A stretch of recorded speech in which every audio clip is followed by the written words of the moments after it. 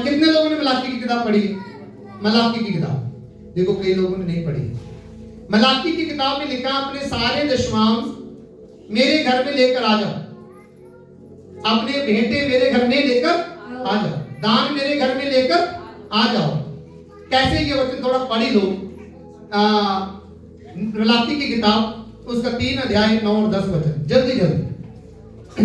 आप शिक्षा लेने के लिए आते हैं, आपको इन शिक्षाओं के बारे में पता होना चाहिए। तुम पर भारी शाप पड़ा है। आठ से पढ़ो, 8 से। क्या मनुष्य परमेश्वर का धोखा दे सकता है? क्या मनुष्य परमेश्वर को धोखा दे सकता है? पर देखो, सुनो सुनो, मैं आपसे पूछता हूँ, आप और मैं मनुष्य हैं, बोलो आप और मैं क्या होना है? मनुष्य। क्या हम परमेश्वर को धोखा दे सकते हैं? बोलो दे सकते हैं? नहीं दे सकते। लेकिन परमेश्वर कहता तुम मुझे धोखा देते हो। तुम दे नहीं सकते, लेकिन फिर भी मैं कहता हूं तुम मुझे क्या करते हो? धोखा देते हो। तो हम कौन हुए फिर के बाद? हुए कि नहीं? किस बात में धोखेबाज हुए? नीचे पढ़ो। पर देखो, तुम मुझको धोखा देते हो। हाँ। और तो भी पूछते हो, हमने किस बात में तुझे लूटा है? हाँ देखो, प्रभु जब उनसे बात कर रहा है कि तुम मुझे क्या करते हो? धोखा देते हो, तुम मुझे लूटते हो। परमेश्वर क्या कर रहा है? तुम मुझे लूटते हो। किस बात में हम परमेश्वर को धोखा देते हैं और किस बात में हम परमेश्वर को लूटते हैं? पढ़ो। दशमांश और उठाने की भेंटों। हाँ, दशमांश और उठाने की भेंटें। उठाने की भेंटें क्या होती है? इसकी बहुत स्टडी है। इसमें गिफ्ट आता है, इसमें दान आता है। दशमांश और उठाने की भेंटें, इसमें तुम मुझे लूटते हो। मतलब यदि आप दसवां हिस्सा नहीं देते तो आप धोखेबाज हो। समझ आ रहा है? कौन बोल रहा है? पास्टर की वचन? बोलो कौन बोल रहा है? वचन। अगर मैं बोलूंगा आपके घर में जाकर तो आप पास्टर बदल लोगे, जब चर्च छोड़ दोगे। दसवां हिस्सा नहीं आया, ये तो मुंह मगन आप पे एक ही हो गया। लेकिन बाइबल तो वचन कह रहा कि तुम मुझे लूटते हो, तुम धोखेबाज हो, कि तुम क्या करते हो? अपने दशमांश, अपने भेंट उठाने की भेंटें मुझे नहीं देते आप। फिर आगे क्या लिखा? तुम पर भारी शाप पड़ा है। तुम पर भारी शाप पड़ा है। अब बताओ, मतलब नहीं देने से मतलब क्या है? शाप। बोलो बोलो। श्राप। तुम नहीं देते, तुम्हारे ऊपर क्या है? श्राप। अगर देना शुरू किया तो शराब टूट जाएगा। इसका मतलब यही, अगर आपने दशमांश देना शुरू किया तो आपके ऊपर शराब टूट जाएगा। कहता कि कैसे? फिर से पढ़ो, देखो ध्यान से। तुम पर भारी शाप पड़ा है। ऊपर से। क्या मनुष्य हाँ, परमेश्वर का धोखा दे सकता है? क्या मनुष्य परमेश्वर को धोखा दे सकता है? समझ आ रहा है सबको? हाथ खड़ा करो किसको समझ आ रहा है। मैं आपको पूरा है क्लियर कर देना चाहता हूं, एक एक शब्द की दसवां हिस्सा क्या है। आमीन, हालेलुया। फिर आगे, पर देखो तुम मुझको धोखा देते हो। तुम मुझे धोखा देते हो। आगे, और तो भी पूछते हो। तुम मुझको धोखा देते हो और तो भी पूछते हो, हाँ, हमने किस बात में तुझे लूटा है? किस बात में तुम्हें लूटा है? वो परमेश्वर कह रहा है कि तुम मुझे धोखा देते हो और लूटते भी हो। अगर हम दशमांश नहीं दे रहे, अपनी कमाई का दशमांश, भेंट या दान कुछ नहीं दे रहे हैं, तो सोच लो कि हम परमेश्वर को धोखा दे रहे हैं और उसको लूट रहे हैं। क्या कर रहे हैं? उसको लूट रहे हैं। किस बात में? दशमांश और उठाने की भेंटों में। दशमांश हम निकालते नहीं है पूरा, वैसे मांगते रहते हैं, प्रभु में पूरा पैसा, पूरी बरकत मिल जाए, हमें हमारा प्रॉफिट ₹1,00,000 हो जाए, हमारा प्रॉफिट 2 लाख हो जाए। और जब दान देना, लाख का कितना बनता है? 10 पैसा नहीं, 1 लाख का। हाथ खड़ा करो। 10,000। कितना बनता है 1 लाख का? 10,000। ओए भाई, बड़ा मुश्किल है 10,000 देना, मंगना लाख। आज अगर हम किसी बैंक से काम करवाएं, किसी को कुछ हमें जरूरत पड़ जाए ना, तो बोलेंगे भाई मैं ₹1,00,000 का काम करा दे दूंगा, पर 10,000 लग जाएगा। नहीं, उसको हम ऐसे देते कि नहीं? 5 या 10,000 के हम 15 भी देने के लिए तैयार रहते कि मेरा लाभ का काम हो जाए। लेकिन जब परमेश्वर की बारी आती है तो वहां पर बोलते हैं 10वां हिस्सा 500 ले आया, लाख रुपया, तो 10वां हिस्सा कितना? 500। तो वो कहां का 10वां हिस्सा हुआ? वो तो दान भी नहीं हुआ ढंग का। आपने परमेश्वर का 10वां हिस्सा चुरा लिया, लूट लिया। कहते तुम मुझे लूटते हो। जब आप परमेश्वर का पैसा नहीं देते हैं 10वां हिस्सा, तो आप परमेश्वर का लूट लिया। क्या कर लिया? बोलो, लूट लिया। क्या कर लिया? लूट लिया। आपने धोखा दे दिया। फिर आगे क्या लिखा? तुम पर भारी शाप पड़ा है। तुम पर भारी शाप पड़ा है, तुम इसीलिए लूटते हो। अगर आप लूट लिया है तो सोच लो कि क्या कर लिया आपने।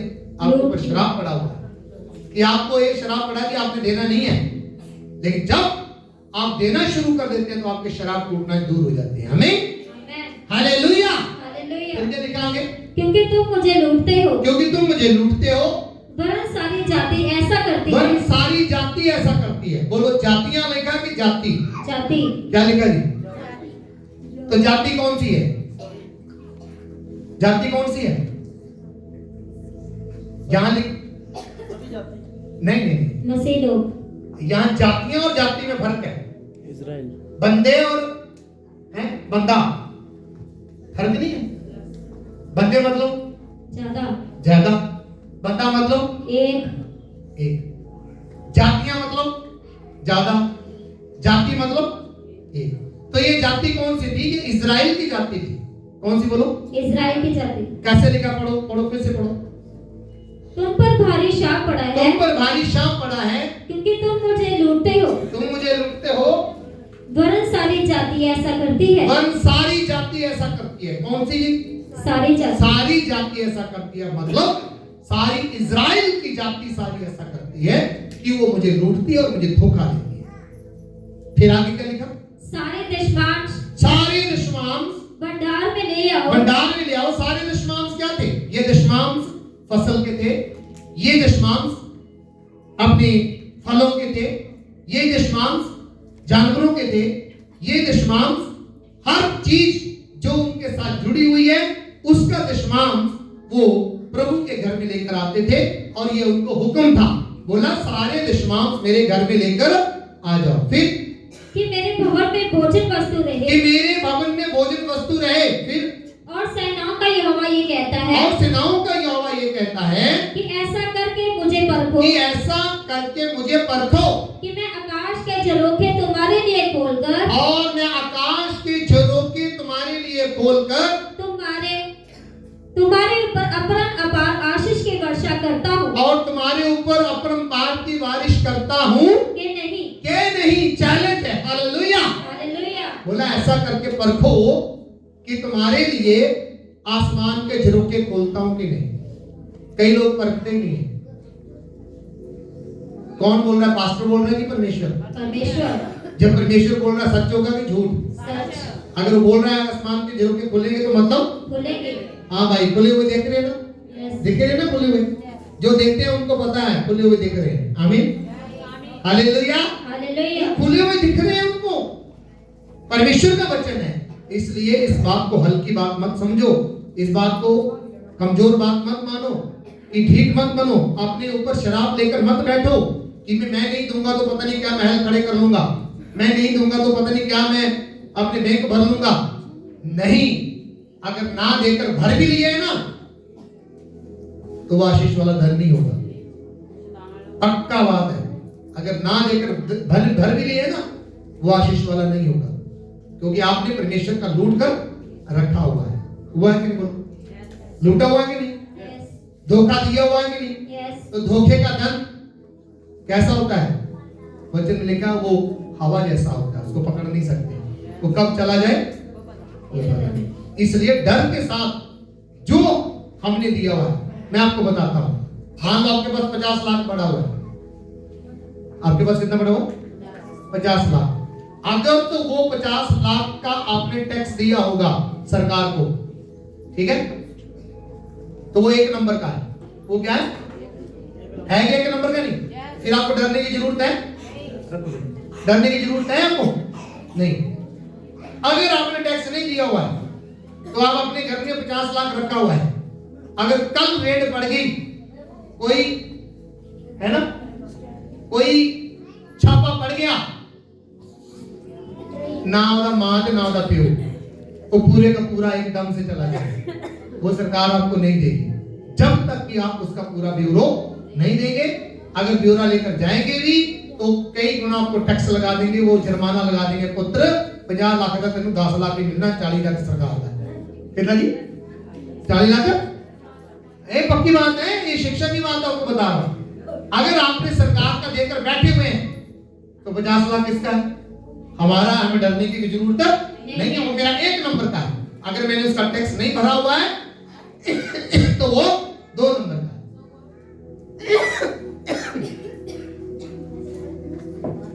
इसी तरह से जब आप परमेश्वर का 10वां हिस्सा दबा के बैठे हुए हैं और आप सोचते हैं कि मेरा पैसा सुरक्षित है, वो सुरक्षित नहीं है।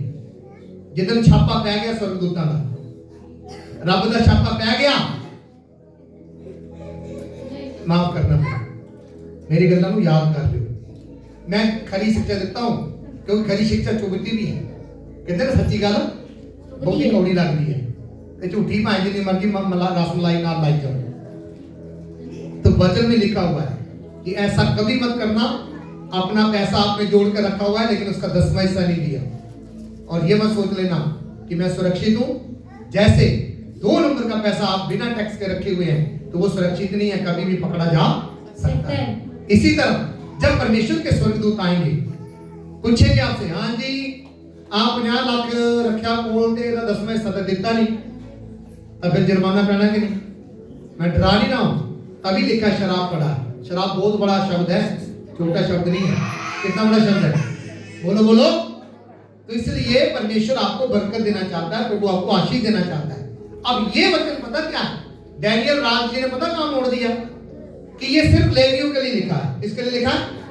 मतलब लेवी मतलब सिर्फ पास्टरों के लिए लिखा है, जनता के लिए नहीं लिखा है। लेकिन वो मेरे भाई ने 3 अध्याय ना ढंग से पढ़ा है, ना उस पर स्टडी की है, और उसको वैसे प्रचार करना शुरू कर दिया। अब मैं आपको कहता हूं, मलाकी की किताब हमने ये वचन पढ़ा, 3 अध्याय 8, 9 और 10 वचन पढ़ा।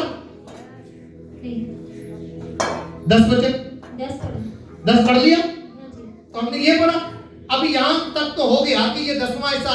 अब मैं आपसे सवाल करता हूं, ये 10वां हिस्सा लेवियों के लिए सिर्फ पास्टरों के लिए बोला जा रहा है कि साथ में जनता के लिए भी बोला जा रहा है? हाथ खड़ा करो। जनता के लिए भी, जनता के लिए भी बोला जा रहा है। लेकिन वो भाई वहां पर प्रचार कर रहे हैं कि सिर्फ पास्टर के लिए ये 10वां हिस्सा। अरे पास्टरों को मिलेगा तो पास्टर आगे से देंगे, जब पास्टरों को कहां से मिलेगा? सीधी सी बात है, कॉमन सेंस है कि पास्टरों को मिलेगा 10वां हिस्सा तो आगे वो भी 10वां हिस्सा देंगे। तो जब पास्टरों को नहीं मिलेगा तो कहां से देंगे? वो कहां से देंगे? तो वो वहां पर इस तरीके से प्रचार कर रहे हैं कि ये सिर्फ पास्टरों के लिए हुक्म है, विश्वासियों के लिए नहीं है। अब यहां पर मैं आपको विश्वासियों का सबूत दूंगा कि ये विश्वासियों के लिए भी लिखा गया है, अर्थात इजरायली जाति के लिए लिखा गया है। तो वो हमने पहले पढ़ लिया कि सारी जाति क्या करती है? मुझे लूटती है, मुझे क्या करती है? धोखा देती है। तो सारी जाति में कौन सी जाति? पुरानी नियम में इजराइल का परमेश्वर माना जाता है। किसका जी? बोलो किसका जी? इजराइल। तो इजराइल गोत्र कहां से शुरू हुआ? ये याकूब से शुरू हुआ था। तो याकूब का नाम है इजराइल। याकूब का नाम क्या है? पुरानी नियम में याकूब का नाम इजराइल परमेश्वर ने खुद रखा, और वहां इजराइल से अर्थात याकूब से 12 बेटे हुए। बोलो कितने बेटे हुए? 12 गोत्र। कितने बेटे हुए? 12। तो 12 बेटों के 12 गोत्र बने। कितने बने? 12 गोत्र बने, जिनमें से एक गोत्र याजकीय पद के लिए रखा गया। याजकीय पद मतलब पास्टरगिरी के लिए रखा गया कि लेवी समाज में से ही पास्टर बनेंगे। बोलो जी ठीक है। ये बड़े पुराने बात हमारे विश्वास ऐसा ही खड़े हुए हैं। मतलब लेवी समाज को चुना गया, सामने आ गया। इनको मैंने इसलिए खड़ा किया कि बहुत पुराने विश्वासी हैं कि कहीं पास्टर साहब ऐसे तो नहीं अपनी तरफ से बोल रहे। ये 12 गोत्र थे, उनमें से एक गोत्र जो लेवी था। तो लेवियों को ये परमेश्वर का काम करने के लिए ठहराया। तो ये आप गिनती की किताब 18 अध्याय में पढ़ सकते हैं। इसका बहुत बड़ा स्टडी है, अगर आप घर में भी पढ़े तो वहां पर लिखा है कि इजरायली जो थे वो इस लेवी जो गोत्र था, जो 12वां गोत्र था, उसको जो 10वां हिस्सा देना था और सबको ये हुक्म था। ऐसा ही है, सबको हुक्म था और वो सारे लेवियों को देते थे और लेवी अपना 10वां हिस्सा निकालकर याजकों को देते थे। ऐसा ही वैसा? Yes, hallelujah. समझ गए? अब वहां पर जब शुरू से परमेश्वर ने ही इस बात को ठहराया, किसने ठहराया? बोलो, किसने ठहराया? परमेश्वर ने ठहराया। तो अब आओ 3 अध्याय उसका 4 वचन में आओ, पढ़ो पढ़ो, देखो देखो। अब मैं बता रहा हूं मलाकी, अगर थोड़ा ऊपर से पढ़ लेते तो शायद क्लियर हो जाता। वो ऊपर से नहीं पढ़ रहा है, जिसके कारण वो प्रचार कर रहा है कि ये लेवियों के लिए। ये किसके लिए? लेवी अर्थात पास्टरों के लिए। ये किसके लिए? लेकिन ये वचन सिर्फ पास्टरों के लिए नहीं है, वरन सारी जाति के लिए। बोलो, किसके लिए? बोलो, सब जाति के लिए। पढ़ो, अब पढ़ो 3 का 4 पढ़ो, वहां पर क्लियर हो जाएगा। तब यहूदा और यरूशलेम की भेंट यहोवा को ऐसी भाएगी, ये तब उनकी भेंट यहोवा को ऐसी भाएगी। कौन? यहूदा और यरूशलेम। अब बताओ जी, यहूदा भी 12 गोत्र में से एक था, वो भी भाई था, तो वो यहूदा का राष्ट्र बना कि नहीं? तो यहूदा का पूरा राष्ट्र एक मतलब पूरा देश बना कि नहीं? तो वो अलग से थे। तो अब ये यरूशलेम क्या है? यरूशलेम भी एक राष्ट्र है। यरूशलेम क्या है? तो इजराइल की राजधानी है, ठीक है। तो जब यरूशलेम को मैसेज बोला जा रहा है तो फिर ये किनको बोला जा रहा है? लोगों को ही बोला जा रहा है कि जब कल यरूशलेम को ही? तो यरूशलेम मतलब इजराइल में रहते थे, तो यहूदा एक राष्ट्र है, तो उनको भी 10वां हिस्सा देने के लिए बोला गया। तो यहूदा और यरूशलेम की भेंट को तब ऐसे ग्रहण किया जाएगा, मनोहर बात माना जाएगा, जैसे कि प्राचीन काल में माना जाता था। ढंग से पढ़ो, 4 है, कैसे लिखा? फिर से पढ़ो। तब यहूदा और यरूशलेम की भेंट यहोवा को ऐसी भाएगी, यरूशलेम की भेंट यहोवा को ऐसी भाएगी। यहोवा मतलब परमेश्वर। फिर जैसी पहले के दिनों में और प्राचीन काल में भांति थी। आमीन। मतलब अब वो परमेश्वर मैसेज दे रहा कि अगर तुम मुझे दोगे, तुमने क्या कर दिया? तुम मुझे लूटना शुरू किया है, तुमने मुझे क्या किया है? धोखा देना शुरू किया है। अगर आप देना शुरू करोगे तो तुम्हारी भेंट मुझे ऐसी भाएगी जैसे प्राचीन काल में भाती थी। यही वचन है, तोड़ मोड़ तो नहीं कर रहा। अब देख लो, यहूदा एक कल्ला बंदा नहीं है, यहूदा एक राष्ट्र है। यहूदा एक राष्ट्र है। तो यरूशलेम भी अकेला नहीं है, यरूशलेम में रहने वाले सभी इजरायली हैं। 12 गोत्र के सारे यरूशलेम में रहते थे। Right, hallelujah. तो 4 आयत अगर पढ़ लेता वो तो शायद उसको समझ आ जाता कि ये सिर्फ पास्टरों के लिए नहीं है, वरन यहूदा के लोगों के लिए तो इजरायलियों के लिए भी है। बोलो, समझ आया? समझ आया? अब 6 वचन पढ़ो।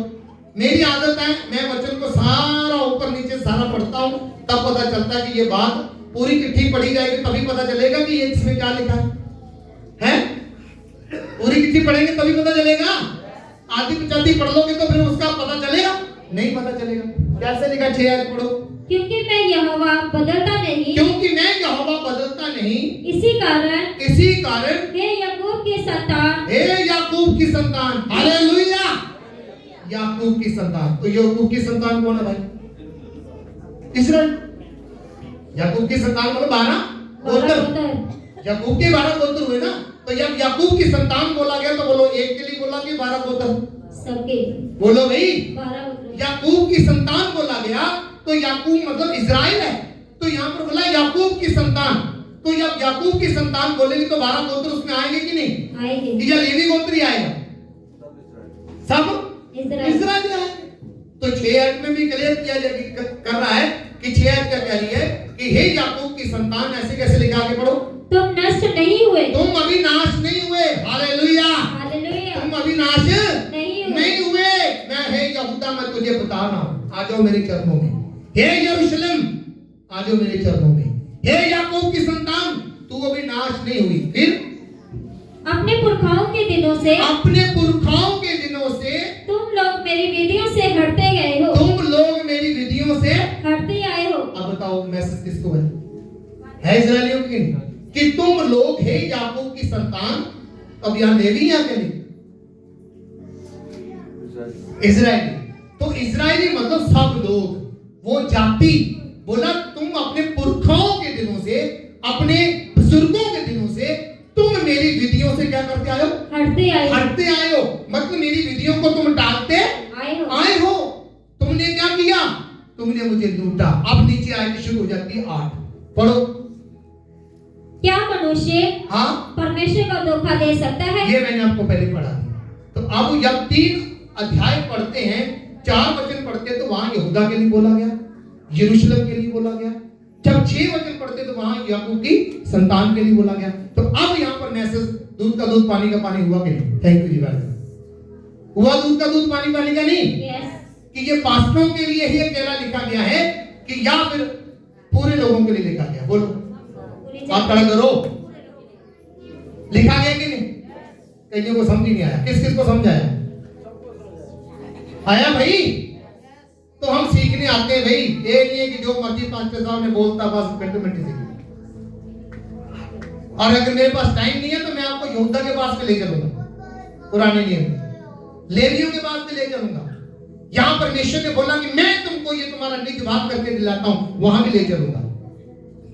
तो मैं तो कहता हूं, मैं कई बार बोलता हूं कि तुम्हारे पास टाइम नहीं होता, मेरे पास तो टाइम है। जिसने सीखना सारी रात आ जाओ। हालेलुया। तुम्हें दूध का दूध 10वें हिस्से का पानी का पानी करके रख देंगे। पूरी शिक्षा आपको उसके बारे में मिलेगी। आमीन। हालेलुया। हालेलुया। समझ आया? तो डैनियल राजी प्रचार कर रहे हैं फेसबुक पर कि ये सारे लोगों के लिए नहीं लिखा गया, ये पास्टरों के लिए लिखा गया। चलो मान लिया कि पास्टरों ने 10वां हिस्सा देना है। बोलो, मान लिया कि पास्टरों ने 10वां। तो जब पास्टरों के पास 10वां हिस्सा आएगा तो तभी पास्टर देंगे। तो जब ये पास्टरों के पास आएगा नहीं तो पास्टर आगे से कहां से देंगे? तो यहां से बात क्लियर हो जाती। मतलब तुसी मेनू दोगे तो टाइम आगे दूंगा। समझ रहे हो? तो पता नहीं क्या, मैं तो कभी बार सिर पकड़ के बैठता हूं, मैं बोलता मेरे लागे करके हो गया था, मैं पुत्रा तुम मैं सिखा बाइबल दमा में कितना बाइबल कितना पढ़ी थी। और जो नहीं दिंदे चोर डाकू आ बैठे हुए प्रचार कितना आ दिए पास्टर ने इस सिकंदर ना दो दो दो अडेनल कितना ना दो आपो दे करके जाना। पर इतना नहीं पता भी शराब लेने जाना है। की लेने जाना? शराब नहीं, शराब की शराब लेने जाना है। ऐसे चर्चों में जहां जाओगे जहां पर नहीं देना पड़ता वहां शराब है। मेरे जो मैं आज भी कहता हूं प्रभु की दया से, जितना आपका 10वां हिस्सा जहां पर आ रहा है उसका 60 से 70% वो चर्च के लिए खर्च होता है। कितना ही? 60 से 70। तो अपने खर्चों के लिए मैं 20-30% में खर्च लेता हूं। हकीकत में मेरा पूरा हक है, हकीकत में मेरा। तो आप बताओ, मैं मर गया? मतलब मैं तो 60-70% दे रहा हूं, तो क्या मेरे पास गाड़ी नहीं है कि मेरे पास अच्छा कपड़ा नहीं है कि मैं अच्छा रहता नहीं? आपको 10% देना औखा होता है, तो आपका फादर कितना दे रहा है पास्टर? बोलो कितना दे रहा है? तो फिर मेरे घर में बरकत है कि नहीं? है कि नहीं? तो फिर मैं कंजूसी क्यों करूं? मैं क्यों प्रभु के दासों बच्चों के साथ कंजूसी करूं? क्यों ना मैं लंगर लगाऊं? क्यों ना मैं प्रभु का तेल फूंकूं? कहीं पर मिलता है, कहीं पर नहीं मिलता है। 500 रुपए का तेल लगता है, मेरी गाड़ी का चंदा 100 रुपए 200 रुपए। तो फिर क्या मैं वहां पर बोल के आता हूं, भैन जी 500 का तेल लगा रुपया तुसी मैंने 200 देता है। पर मैंने कभी ऐसा नहीं बोला और ना मैं बोलूंगा, आप खुद जान जाओ। आमीन। कभी मैं कोई एक बंदा बाजू खड़ी करके बोल दे कि पास्टर साहब आपने मेरे घर में आकर मुझे ऐसा बोला कि मेरा 500 का तेल लगा है और आपने 200 दिया है, चुपचाप आप जो देते मैं पकड़ के लेके आ जाता हूं। आमीन। तो फिर और पास्टर कैसा चाहिए? समझ आया? आया कि नहीं? तो ये ऐसा उल्ट पुलट बाइबल का शिक्षा मत लो। और मैं कहता हूं आपके पास टाइम होना चाहिए, मेरे पास बैठ जाओ। जो भी 10वें हिस्से का सवाल है उसका जवाब मेरे पास है। आमीन। हालेलुया। क्योंकि बाइबल से ही, मैं अपनी शिक्षा पर कमेंट नहीं करता, लेकिन बाइबल को रात दिन पढ़ के उसमें क्या हम शिक्षा पाते हैं। और हमारा काम भी वही है कि जो परमेश्वर ने मुझे काम दिया आपका जवाब उसके पास होना चाहिए। लेकिन जवाब ये मत पूछना सवाल कि यीशु मसीह दी नानी दा की नाम सी, तुसी के लड़ा नानी को, जब मैं नानी दा 10 भी देता तुसी कहना पढ़ नानी दा 10। को मतलब है भाई साहब, ऐसा ज्ञान का क्या फायदा? पढ़नानी का बता देना और नानी का नाम 10, फिर असि समझने आगे तो बड़ा ज्ञानी है यार। ज्ञानी प्रधानी का नाम जानने से मतलब है? मतलब ज्ञान बाइबल का बहुत गहरा है, लेकिन जो आपको मानना है वैसा ज्ञान प्रभु आपको दे रहा है। आमीन। जितना आपको मानना चाहिए। आप अपने घर का, मैं बताता हूं, अगर आप मुझे यीशु की प्रणाली का नाम पूछोगे तो मैं आपके लकड़ दादे का नाम पूछूंगा। लकड़ दादा मतलब एक तो दादा हो गया, एक परदादा हो गया, परदादे से ऊपर लकड़ दादा। तो किस किस को याद है अपने लकड़ दादे का? जब नाम याद भी होए तकी कर लेना है। कई लोग बाइबल के ज्ञान को ऐसे फंसाते हैं, पास्टर साहब बोलता है मैंने सब कुछ आता है, और असी की लेना दादियां परदादियां, उनका जो शिक्षा मिला वो हमारे पास है। आमीन, हालेलुया। तो इसलिए जो शिक्षा आपको मान्य है, जो शिक्षा आपको चाहिए, अगर मैं गलत प्रचार कर रहा हूं तो फिर आप बोलो पास्टर साहब आप यहां पर गलत प्रचार कर रहे हैं। आमीन। तो वो बोलने की हिम्मत भी रखो, मैं किसी को नहीं मारूं। जब आपके घर में आता हूं मुझसे सवाल करो, पूछो, लेकिन वो मेरी मुर्गी की एक टांग, वो नहीं। दुनिया की सारी मुर्गी के लिए टंगा तो, लेकिन तो हड्डी मुर्गी देख के तो मैं की करा भाई साहब। मतलब जी मैं गल कहने वही सेट है, जी तू कहने उन्होंने प्रमाण के साथ दो, उसको सबूत के साथ दो तो मैं मानूंगा। अगर एवं तुसी मतलब जिदबाजी करनी है तो वो कोई फायदा नहीं। आमीन। तो इसलिए प्रभु का वचन जो कहता है उसको मानो। अभी मैंने आपको दूध का दूध पानी का पानी करके दिया कि 3 अध्याय वो पढ़ तो रहा है, लेकिन बोल रहा है कि वो पास्टरों के लिए, लेवियों के लिए। लेकिन बाइबल में जब 3 अध्याय का 4 वचन में पढ़ते तो वहां लिखा यहूदा और यरूशलेम को बोला जा रहा है कि तुम्हारी भेंट मुझे ऐसी भाएगी जैसे प्राचीन के काल के दिनों में भाती। फिर छठी जब हम पढ़ते तो वहां पर लिखा है याकूब की संतान तू अभी मर मिटी नहीं, तो अभी खत्म नहीं हुई, तू अपने पुरखों के दिनों से क्या करती आई है, तू मुझे लूटती आई, तू मुझे धोखा देती आई। तो ये इजराइल कौन को बोला जा रहा है? जब पढ़ते पढ़ते 9 वचन में आते हैं, 10 में आते हैं, तो वहां लिखा है तुम मुझे लूटते हो, तुम पर भारी श्राप पड़ा है, क्योंकि सारी जाति ऐसा। तो जाति ने लिखा, वहां जाति लिखा है। क्या लिखा?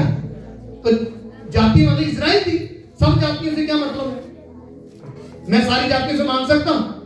अब यहां मोहल्ले में 4-5 परिवार 10 परिवार मानते हैं, मैं उनको तो बोल सकता हूं भाई तुम्हारा 10वां हिस्सा नहीं आता। तो जो प्रभु को नहीं मानते मैं उनको कैसे बोलूंगा कि तुम्हारा 10वां हिस्सा नहीं आता? वो जो नहीं मानते उनको मैं नहीं बोल सकता। तो जातियां हुई कि जाति हुई? तो वहां लिखा है जाति, तो जाति थी इजराइल। तो इजराइल कौन है? याकूब। तो याकूब के हुए 12 पुत्र, तो 12 पुत्र में से हुआ एक लेवी, और लेवी को बोला गया था कि तू परमेश्वर का काम करेगा और तू 10वें हिस्से का हकदार होगा। आमीन। तो वहां से पूरी प्रथा चलती आ रही है, यीशु मसीह तक आई, और यीशु मसीह से आगे का जो है तो वहां 10वां हिस्सा नहीं है, 10वें हिस्से से बढ़कर, 10वें हिस्से से क्या बढ़कर है। हालेलुया।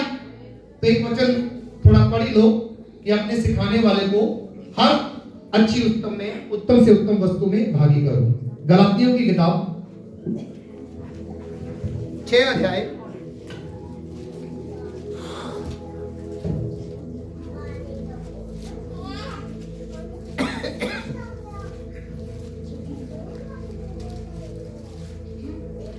हाँ 6 वचन 6 का 6। जो वचन की शिक्षा पाता है, जो वचन की शिक्षा पाता है, वह सब अच्छी वस्तुओं में, वो सब अच्छी वस्तुओं में सिखाने वाले को भागी करे, सिखाने वाले को भागी करे। अब वचन की शिक्षा कौन पाता है? हाथ खड़े करो। वचन, ये जो वाणी है, आपने सिखाने वाले को क्या करे? भागी करे। कौन सी चीजों में? भाई पढ़ो, कैसे पढ़ते हो? कौन सी चीजों में? अच्छी वस्तुओं में। कौन सी चीज? बोलो भाई। अच्छी वस्तुओं यहाँ में। नींद आ रही है कि समझ नहीं आ रहा है? अपने सिखाने वाले को अच्छी वस्तुओं में क्या करो? भागी करो। भागी के बात पे जाता हूँ। भागी मतलब हिस्सेदार बनाओ। हिस्सेदार बनाओ। क्या बनाओ जी? हिस्सेदार। तो आप बताओ 10वां हिस्सा देना चाहिए कि नहीं? भेंट देना चाहिए कि नहीं? दान देना चाहिए कि नहीं? अपने सिखाने वाले को अच्छी से अच्छी वस्तुओं में क्या करो? भागीदार करो। भागीदार करो। तो मेरी ट्रांसलेशन में लिखा है जो वचन की शिक्षा पा रहा है वह अपने शिक्षक को सभी उत्तम वस्तु में साझी बनाए। कितने भी? कितने? लिखा धो आगे क्या कहा? 7 वचन क्या कर दिखा? धोखा न खाओ, हाँ परमेश्वर ठट्ठों में नहीं उड़ाया जाता। हाँ, साथ ही वचन लिखा है कि धोखा ना खाओ, परमेश्वर ठट्ठों में उड़ाया नहीं जाता। अगर आप अपने सिखाने वाले को, अगर आपने अच्छी वस्तुओं में भागी नहीं करते, तो आप परमेश्वर को क्या कर रहे हो? ठट्ठों में उड़ा रहे हो। किसमें किसमें? ठट्ठों में उड़ा रहे हो। जिस दिन आपकी सोच, में सच में बोलता हूं, आज इस सोच को लेकर चले जाओ कि हम परमेश्वर के घर को, प्रभु के दास को, हर अच्छी वस्तु में मैं उसको साझी बनाऊंगा। मैं ये नहीं कहता कि आप 200 का बूट डालते हैं, मुझे 2000 का ले लो। मैं ये नहीं बोलता आप 500 का सूट डालते हैं, मुझे 2000 का ले दो। नहीं, उस बात की तो बात ही छोड़ो। आप 10वां हिस्सा देना शुरू कर दो ना, तो सब कुछ उसमें आ जाएगा। आमीन। सब कुछ उसमें आ जाएगा। तो कभी मत बोलना कि फादर साहब अच्छा सूट मांगते हैं। कभी मत बोलना कि फादर साहब मतलब बहुत अच्छी बादाम मांगते हैं, देसी घी मांगते हैं। लेकिन बाइबल का वचन तो ऐसे कहेगा ना, अपने सिखाने वाले को उत्तम से उत्तम वस्तु में क्या करो? भागीदार करो। तो इसका क्या मतलब है? अच्छी से अच्छी वस्तु ना, अच्छी से अच्छी। तुसी खाओ घर बादाम ते फादर साहब को लेके दे दो मूंगफलियां, वो अच्छी से अच्छी हुई। तुसी घर खाओ मूंगफलियां ते फादर साहब को जाए ते ओ होंदा अच्छी तो अच्छी है। सही है? बोलो ऐसे है ना। और केड़े वो बादाम नहीं जेड़े मतलब तोड़ते तोड़ते भी फादर साहब मुट्ठा तोड़ लेना है।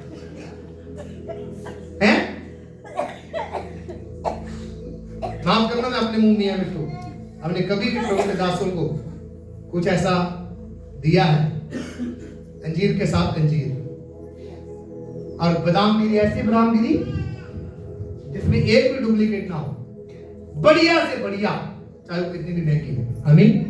हमने ऐसे प्रभु के दासों की सेवा की और प्रभु भी फिर मुझे बढ़िया से बढ़िया देते। हालेलुया। यस, अच्छी से अच्छा जब आप सोचोगे प्रभु के दासों के लिए, प्रभु के घर के लिए, तो देखो प्रभु आपको कभी पीछे रखेगा नहीं। क्योंकि लिखा है, मैं अपरंपार की आशीष आसमान के झरोखे खोल कर दूंगा।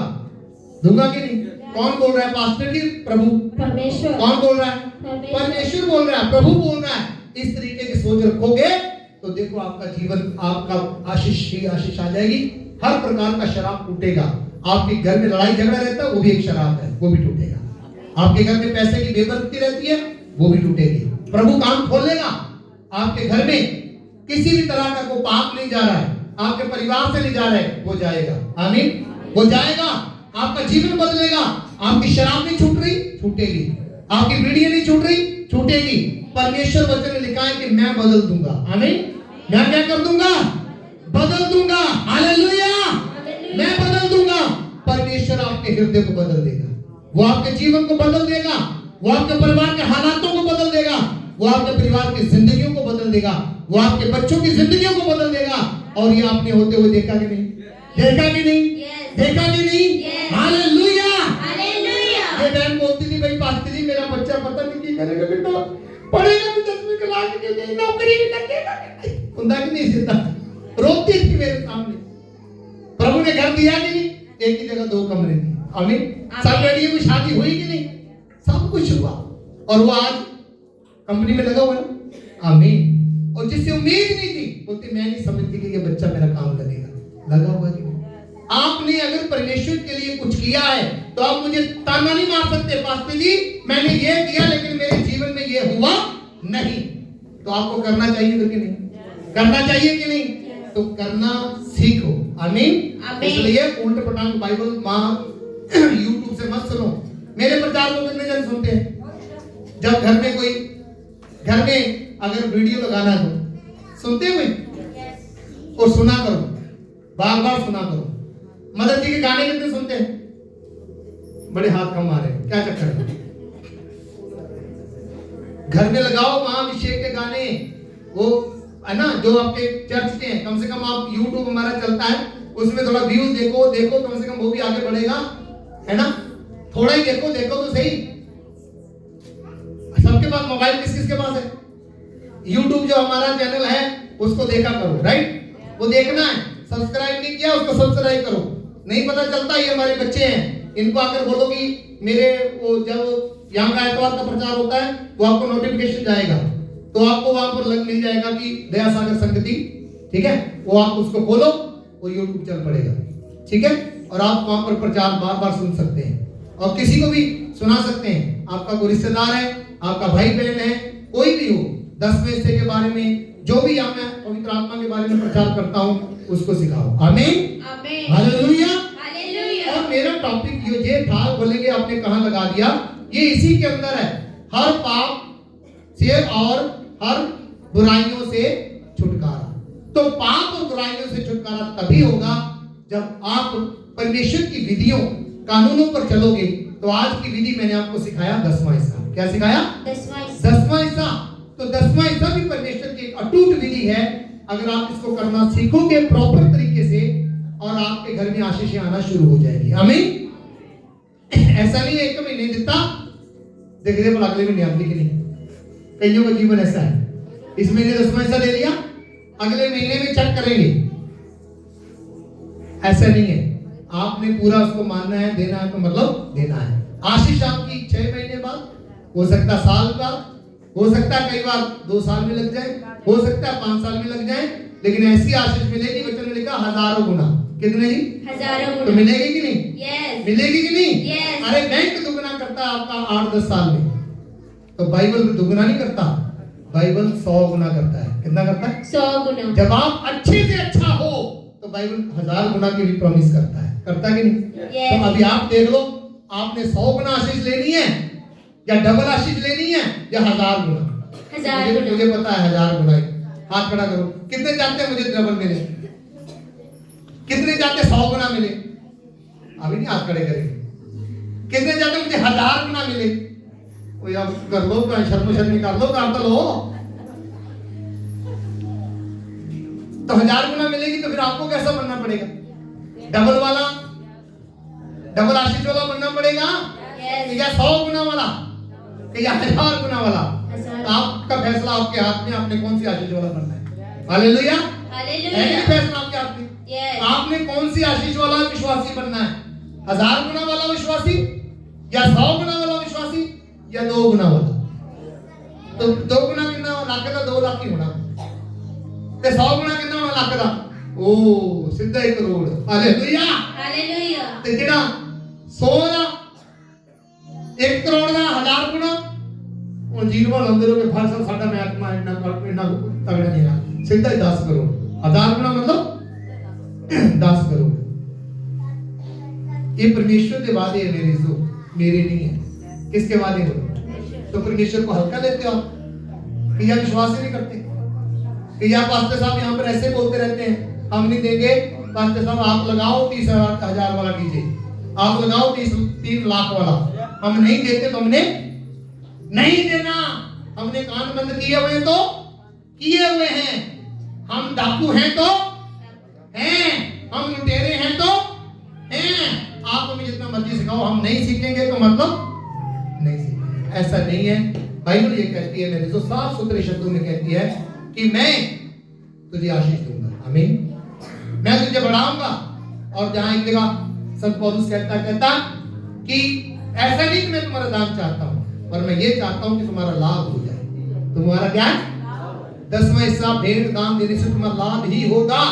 कभी ये मत सोचो कि मैं गलत करके आ गया, चर्च में देकर आ गया, मैं 10वां हिस्सा दे दिया, हो बड़ा नुकसान हो गया, भेंट दे दिया, बहुत नुकसान हो गया है, और मैंने दान दे दिया, बहुत नुकसान हो गया। जिस दिन आप ऐसा सोचोगे कि मैंने प्रभु के घर में दिया तो नुकसान हुआ है, तो फिर आपको आशीष नहीं मिलेगी।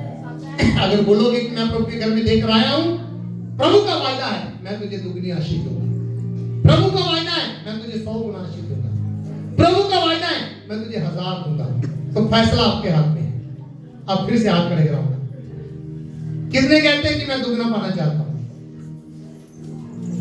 कितने कहते हैं कि मैं 100 गुना पाना चाहता हूं? समझ नहीं आया मेरे पास, कभी हाथ ऊपर नहीं आया कि जा लालच हो जाएगा। अरे प्रभु कहता है मांगो मैं तुझे दूंगा। कई बार इतना कितों मिल जाना है भाई साहब है,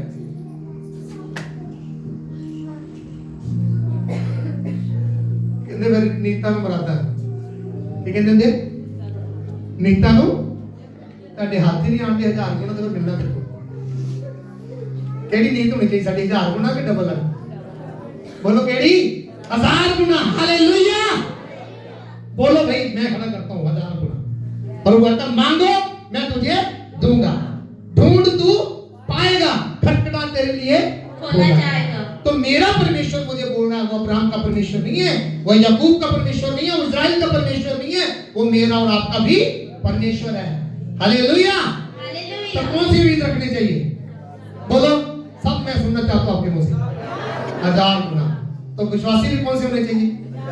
1000 गुना वाले। हाँ, कौन सी क्वालिटी वाले? भाई जैसा दोगे तो वैसा ही बांटोगे। इसीलिए हम आगे नहीं बढ़ पाते, इसीलिए हमारे घर की समस्या दूर नहीं हो पाती। इसलिए परमेश्वर के लिए खड़े होना है ना, तो ऐसा सोचो कि मैंने परमेश्वर के लिए पूरा करना। प्रभु जानता था कि ये 10 भी नहीं दे पाएंगे, इसलिए ज्यादा नहीं बोलेंगे हैं, तभी उन्होंने सिस्टम बनाया। तो सिस्टम परमेश्वर का कभी फेल नहीं हो सकता। तो 10 गुना नहीं दिया जाता, सॉरी 10% नहीं दिया जाता है ना, 10%, तो फिर बाकी कहां से देंगे? इसलिए प्रभु को 10% ही दे दो। मैं कहता हूं प्रभु का वचन पूरा हो जाएगा। हो जाएगा? यस। मैं हाथ खड़े नहीं कराऊंगा, ऐसे बोलोगे पास्टर साहब आज हमें फंसा रहे हैं। मेरे को हाथ आप दिखा दोगे, परमेश्वर को हाथ दिखाने। आमीन। अपने दिल के हाथ, यहां से हाथ आपको ऊपर जाने चाहिए। आमीन।